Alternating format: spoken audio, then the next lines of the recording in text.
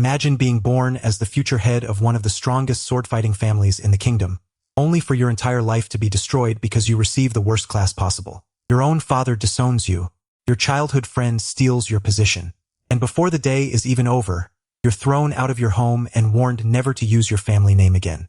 But there's one problem. Everyone in this world is completely wrong, because Elma remembers something nobody else does. This isn't just a fantasy world. It's almost identical to a game he mastered in his previous life. And the class everyone calls useless, the Heavy Knight, is actually one of the most broken classes in the entire game. So while everyone thinks Elma has lost everything, he knows something they don't. His real journey hasn't ended. It has finally begun. And before long, the same people laughing at his class are going to realize exactly why a properly built Heavy Knight is something they should be terrified of. In this world, the class you're given can decide almost everything about your future. Some classes are respected, some can make you rich, and others can turn you into a powerful warrior almost immediately. But there is one class almost nobody wants, the Heavy Knight. On paper, it sounds useful. A Heavy Knight has extremely high health and defense. Their job is to stand in front of the party, attract enemy attacks, and protect everyone behind them. The problem is their attack power. It's terrible, and because leveling up requires defeating monsters, a class that struggles to kill anything also struggles to become stronger. So over time, people stopped seeing Heavy Knights as useful defenders. Instead, they began treating the class like a mistake, a defective class. And unfortunately for Elymas Edvaughn, that is exactly the class he is about to receive. Elma is the son of a prestigious noble family famous for producing powerful swordsmen. He's also expected to become the next head of the family. So on the day of his divine blessing ceremony, everyone expects the gods to give him a class worthy of the Edvaughn name. His father especially expects nothing less than greatness. But as Elma steps forward for the ceremony, something strange starts happening inside his head. Certain images feel familiar. The ceremony, the symbols, even the system that determines a person's class. It's almost as if Elma has seen all of this somewhere before. Then the blessing is completed. His status appears, and Elma sees the words, Heavy Knight. For anyone else, this would be horrible news. But Elma has the exact opposite reaction.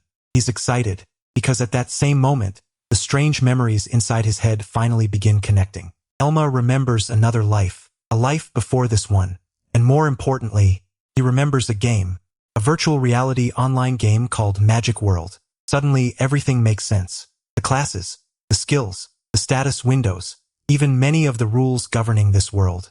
Elma realizes that the world he's living in is incredibly similar to the game he spent countless hours mastering in his previous life. And that means he knows something nobody standing in that room knows. The Heavy Knight isn't useless, not even close. In Magic World, it was actually one of Elma's favorite classes. The problem was that most players didn't understand how to build it properly. A badly built Heavy Knight was terrible, but with the right skills, the right stats, and the right strategy, it could become ridiculously powerful. So instead of being disappointed, Elma happily tells his father that he has become a Heavy Knight. And that's when he realizes his father is not celebrating. The man's face completely changes. At first, he almost refuses to believe what he heard. He grabs Elma and checks the class himself. But there is no mistake. His son, the future heir of the Edvaughn family, has received the class everyone considers defective. Elma quickly tries to explain. Yes, the class has low attack power, but its health and defense are incredible. And with the correct development path, those defensive stats can become far more valuable than people realize. Unfortunately, his father doesn't care. To him, a class that cannot kill enemies quickly is worthless. A future family head is supposed to represent strength. Someone powerful, someone feared, not someone whose greatest talent is standing there and taking hits. And the more Elma tries to explain, the angrier his father becomes. From Elma's perspective, the problem is obvious. This world's understanding of classes is far behind what players discovered in Magic World. People only value classes that become strong quickly. They don't understand complicated builds. They don't understand unusual skill combinations. And they definitely don't understand the late-game potential of a Heavy Knight. But knowing the truth doesn't help Elma here, because his father has already decided that his son has humiliated the family. And things are about to get even worse. Another girl is waiting to receive her blessing. Her name is Malice. She's from a branch of the Edvaughn family and knew Elma when they were younger. The two haven't been close for years, but Elma still remembers her. Malice steps forward and receives her own class. And unlike Elma, she gets exactly the kind of class this family values. A powerful master swordsman class. The moment she reveals it, the entire atmosphere changes. Elma's father, who had just been furious, suddenly looks delighted. Malice even looks toward Elma with a smug expression, almost as if she has taken the talent that was supposed to belong to him. And then his father makes an unbelievable decision. If Elma is no longer worthy of becoming the family's next head, then Malice will replace him. Just like that, Elma loses the position he spent his entire life preparing for. Malice is accepted as the new heir, and she clearly has no problem with it. In fact, she tells Elma that someone like him was never suited to carry the responsibility of leading the family anyway. But losing his position isn't enough. His father wants him gone completely. He tells Elma that a heavy knight is a disgrace to the Edvaughn name. And because of that, Elma is no longer his son. Elma tries one last time to reason with him. His father doesn't understand what this class can become. He's judging it using incomplete knowledge. If Elma can just prove what a heavy knight is capable of, his father refuses to hear another word. Instead, he orders Elma to leave the estate immediately, and then comes an even colder warning. From now on, Elma is forbidden from using the Edvaughn family name. If he goes around claiming to be part of the family, his father will personally make sure he pays for it. And just like that, within a few hours, Elma loses his title, his inheritance, his home, and his family. The boy who entered that ceremony as the future head of a noble house leaves it with almost nothing. Only a small amount of money is given to him before he goes. And while Malice now stands inside the mansion as the new heir, Elma is sent out into the rain. For most people, this would be the worst day of their life. But once Elma is alone, something interesting happens. Instead of falling apart, he starts thinking, because although his family abandoned him, they accidentally gave him something incredibly valuable: freedom. And Elma still has the one thing nobody can take away from him: his knowledge of magic world.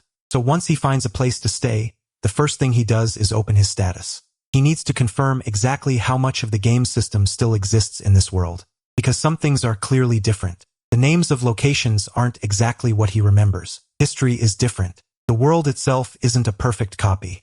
But when Elma looks at his skills, he immediately feels relieved. The important parts are still there. The Heavy Knight skill system works almost exactly as he remembers. And Elma currently has 5 skill points. For an ordinary person, choosing where to spend these points would be incredibly difficult. One wrong decision could affect their entire future. There are safer options. He could improve basic swordsmanship. He could take straightforward defensive upgrades. He could choose abilities that would make his early life easier. But Elma doesn't need to guess. He's already played this build before, and he knows exactly where those points need to go. So he ignores the obvious options and puts all 5 points into the Heavy Knight's unique skill tree. To anyone else, this would look ridiculous. Why invest everything into the skill path of a class everyone already considers useless? But Elma knows what comes next. After reaching the required level in the Heavy Knight tree, he unlocks a special defensive counter ability. And this is where the class begins becoming interesting. Normally, having enormous defense only means you take less damage. Useful, but not enough to solve the Heavy Knight's biggest weakness: low offense. This skill changes that, because when an enemy attacks Elma under the correct conditions, his defense can effectively be turned against the attacker. In other words, the stronger Elma becomes defensively, the more dangerous attacking him becomes. And that is exactly the kind of strange mechanic the people of this world have completely overlooked. The next day, Elma finally leaves the safety of the city to test his build. He hasn't been an adventurer before. He doesn't have years of combat experience in this body. And knowing how something worked inside a game is very different from risking your actual life. So Elma decides to start small. And it doesn't take long before he hears something moving nearby. A giant frog-like monster called a Rana appears. It's only level 2. Nothing impressive. But for Elma, this monster is important, because this is the first real test. The Rana sees him and immediately attacks. Elma activates his defensive ability. The creature crashes into him, and almost instantly, the monster is destroyed. Elma just stands there for a moment. Then he sees the notification. His level has increased. His first battle is over, and his theory worked. The skill behaves exactly the way he remembers. Suddenly, being thrown out of his family doesn't feel nearly as terrifying. Because if the systems work like Magic World, then Elma knows how to exploit them. The Rana also leaves behind a magic stone. It's not worth much, but Elma takes it anyway. He's starting from nothing now. Every item matters, every level matters, and every bit of money will help. But before he can continue testing his abilities, Elma hears someone screaming for help. He immediately runs toward the sound. And soon he finds a young adventurer desperately fleeing through the forest. The man is being chased by Rana monsters. Not one, not two, but an entire group of them. The adventurer is exhausted and clearly believes he's about to die. Then he sees Elma wearing heavy armor. For a second, he thinks he's been saved. Someone wearing equipment like that must be an experienced adventurer. So when Elma calmly tells him to leave the monsters to him, the man is relieved. Until he asks Elma how experienced he actually is. Elma answers truthfully. He only just gained his first level. The adventurer's hope disappears immediately. To him, this isn't a rescue anymore. Now there are simply two idiots about to die in the same forest. He warns Elma that there are too many monsters. Even if his armor is strong, no beginner can handle this many enemies alone. The smartest thing they can do is run. But Elma doesn't move, because these monsters are exactly the kind of enemies he wanted to find. Individually, the Rana are weak, but there are enough of them to give him a huge amount of experience. And more importantly, Elma already knows their attack strength. He knows their behavior. He knows how they move. And he knows their attacks aren't strong enough to break through the condition required for his counter ability. Which means the thing that makes this situation terrifying to an ordinary adventurer, the massive number of enemies, actually makes it perfect for Elma. The first Rana jumps, then another, then the entire group charges him. The adventurer can barely watch. From his perspective, Elma is about to get buried under dozens of monsters. But the moment they reach him, everything changes. One Rana attacks. He gets countered. Another jumps at him. He goes down too. Then another, and another. The monsters keep throwing themselves at Elma, and Elma barely has to chase any of them. His biggest weakness is low attack power. So instead of running around trying to attack every monster, he simply lets the monsters attack him. And every time they do, they're basically helping him defeat them. The forest turns into an experience farm. The same class everyone mocked for being unable to kill enemies is now tearing through an entire swarm almost automatically. The adventurer just watches in disbelief. A few moments ago, he thought Elma was a suicidal beginner. Now he isn't even sure what he's looking at, because this shouldn't be possible. Heavy Knights aren't supposed to fight like this. They definitely aren't supposed to wipe out groups of monsters alone. But one after another, every Rana falls. And when the fight finally ends, Elma receives exactly what he came looking for. Levels. A lot of them. He jumps from being a complete beginner to around level 8 in an incredibly short amount of time. He also gains a useful title from the battle, making his defensive build even stronger. This is the first real proof that Elma wasn't simply being stubborn during the blessing ceremony. His father was wrong. Society was wrong. And the class people call defective has enormous potential when someone actually understands how its mechanics work. The adventurer he saved finally introduces himself. His name is Aruz. He came from the countryside hoping to become an adventurer. But reality was much harder than he expected. He isn't strong. He doesn't have an established party. And because nobody trusts a weak beginner, finding people willing to fight beside him has been almost impossible. So after watching Elma destroy the Rana swarm, Aruz gets an idea. He asks Elma to form a party with him. And honestly, it makes sense. Heavy Knights are defender classes. They're normally supposed to protect teammates. So traveling alone should be the least efficient way for someone like Elma to grow. Aruz even tells him that after what he just did, other adventurers will probably start respecting him. But Elma refuses. Not because he dislikes Aruz, and not because he wants to prove he can do everything alone. The real reason is much more practical. Experience points. If Elma joins a party, the experience earned from battles will be shared. And right now, he wants to level as quickly as possible. He has a very specific build in mind. There are skills he needs, titles he wants to unlock, equipment he needs to obtain.